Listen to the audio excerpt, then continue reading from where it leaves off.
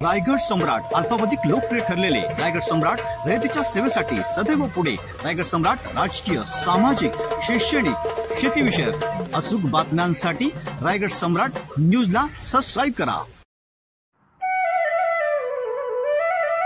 येत्या 2024च्या विधानसभा निवडणुकीत महाराष्ट्रात एकूण 9,50,00,000 मतदार असणार आहेत। यातील केवळ 2% मतदार पहिल्यांदाच मतदान करणार आहेत। यात 4,90,00,000 पुरुष मतदार असून 4,60,00,000 महिला मतदार आहेत। तर 18 ते 19 वयोगटातील मतदारांची संख्या 16,90,000 आहे।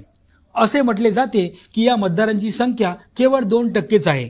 मात्र वास्तव असे आहे की केवळ 2 ते 3% मतदारच निवडणुकीतील विजय किंवा पराभवाचा निर्णय करतात। हार जीतच्या या फरकाचा अभ्यास केला तर प्रत्येक मताचे मूल्य कळते आणि लोकशाहीसाठी तुमचे एक मत किती महत्त्वाचे आहे हे यावरून दिसून येते।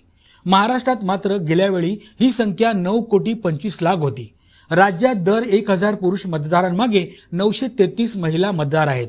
मात्र मागील विधानसभा निवडणुकीत याच महिला मतदारांची संख्या 925 इतकी होती।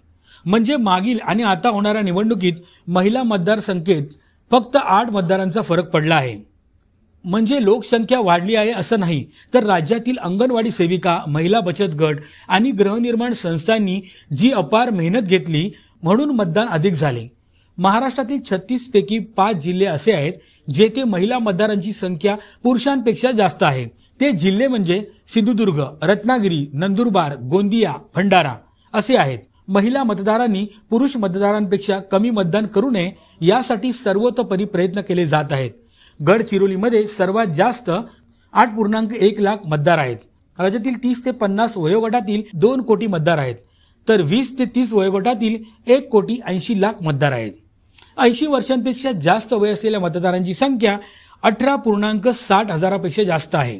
संयुक्त महाराष्ट्र विधानसभेची पहिली निवडणूक झाली तेव्हा एकूण मतदानाची टक्केवारी 60.36% होती। 2019 मध्ये ती 61.44% इतकी होती। दरम्यान 11 निवडणुका झाल्या, पण सरासरी मतदानाची टक्केवारी फक्त 62 इतकीच राहिली।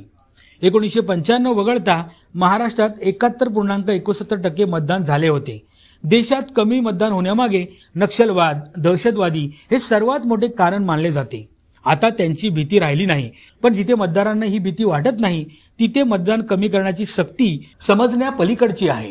केंद्रशासित प्रदेश, पश्चिम बंगाल आणि आंध्र प्रदेशसह लहान राज्यांमध्ये मतदानाची टक्केवारी सुमारे 80% आहे। प्रत्येक मतदारापर्यंत पोहोचण्यासाठी निवडणूक आयोग सर्वतोपरी प्रयत्न करते। महाराष्ट्रातील लोकसभेच्या निवडणुकीत मतदार फक्त 61% नाव नोंदवतात। हे योग्य नाही। जर तुम्हाला राज्याचा, देशाचा विकास हवा असेल तर मतदान करा आणि लोकशाहीच्या या उत्सवात सहभागी व्हा।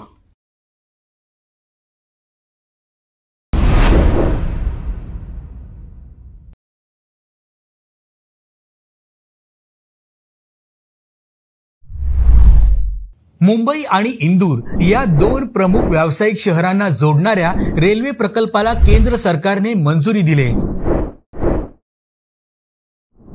309 किलोमीटरच्या या रेल्वे मार्गावर 30 नवीन स्थानके बांधली जाणार आहेत।